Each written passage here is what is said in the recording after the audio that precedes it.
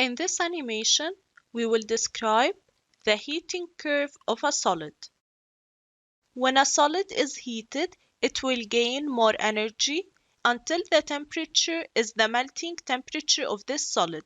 At this temperature, the solid will melt and it will become in the liquid state. So this is melting.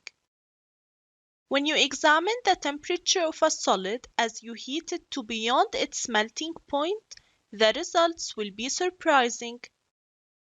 So we will start heating this solid. The temperature will start to increase.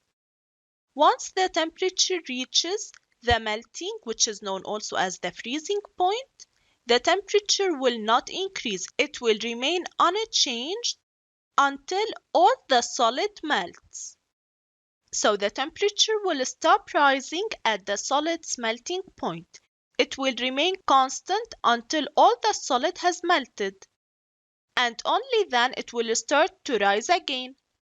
At its melting point, enough energy will be transferred from the surroundings to the solid for the forces between the particles in the solid to break. So we know that particles in the solid are very near to each other. Energy will be needed to make the particles in the solid break. This enables the particles to break away from their fixed positions in the solid and they will start moving around. So the particles which were vibrating will vibrate faster now until they are able to break away from their fixed positions. When all the solid melts, the transfer of energy from the surroundings to the substance will cause the temperature to rise again. So when you heat a solid, the temperature will be rising as long as the temperature hasn't reached the melting point.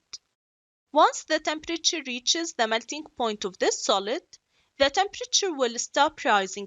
It will be constant until all the solid melts. At this point, energy is transferred from the surroundings to the particles of the solid, allowing them to break down and leave their fixed positions in the solid state. This is melting. When all the solid melts, the temperature will rise again and now we have liquid.